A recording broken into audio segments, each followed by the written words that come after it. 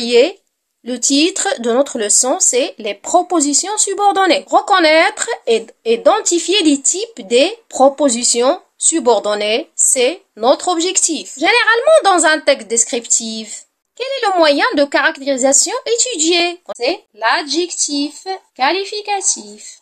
Alors ça, c'est le moyen de caractérisation qualificatif. Connaissez-vous d'autres moyens? Alors, je vous aide. On a aussi des compléments de nom. Est-ce qu'il y a d'autres? Oui, il y a aussi les propositions subordonnées.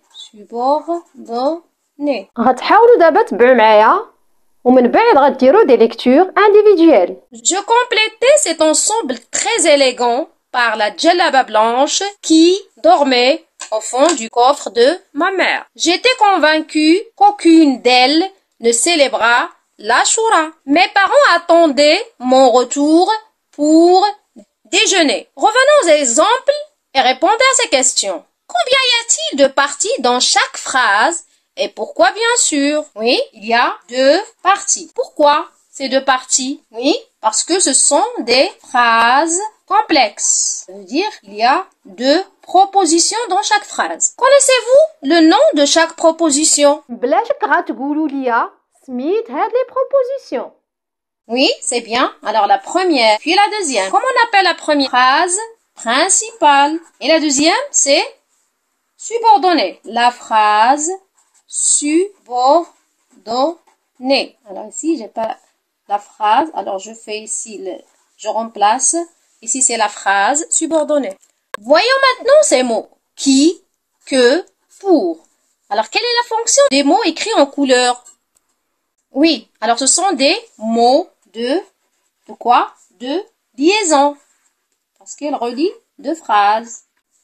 Soit pour remplacer ou bien compléter ou relier 2 propositions subordonnées. Alors, on a complété, remplacé et relié.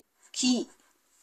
Alors, on l'appelle quoi? Oui, c'est une proposition relative. Dans la deuxième phrase, on a que. C'est une complétive. Et dans la troisième, on a pour. Alors, qu'est-ce qu'elle exprime? Pour, c'est le but. Donc, c'est une proposition subordonnée, bien sûr, circonstancielle. Circonstancielle. En fin de compte, quelle est la fonction de ce type de phrase? On va essayer d'utiliser toutes ces phrases dans la description pour décrire.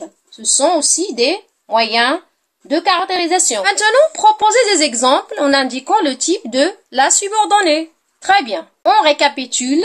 On a dit le moyen d'aujourd'hui de caractérisation. C'est quoi? C'est les propositions subordonnées. Subordonnées. La première, c'est plétive. Alors, bien sûr, avec que. Culon. Elle complète. Elle complète. Verbe principal. Si. Relative avec qui. On a d'autres mots comme dans, ou, etc. Produit.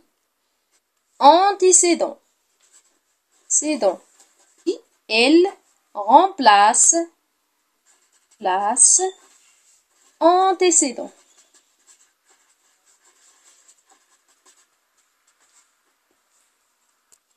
Enfin, une subordonnée circonstancielle. Elle indique une circonstance, soit de temps ou bien de lieu, mais dans la phrase, c'est le but. Notez bien, كتعني c'est très intéressant. Il existe d'autres types de propositions subordonnées. On a une proposition infinitive, ça veut dire il y a le verbe à l'infinitif. Le verbe, il est à l'infinitif. Une proposition interrogative indirecte, introduite par si pour poser la question ou bien un autre terme interrogatif. Interrogatif. Proposition participiale, ça veut dire le verbe est au participe présent ou bien passé. Je termine cette leçon par un quiz. Essayez de répondre et on va le corriger ensemble. Merci et à bientôt.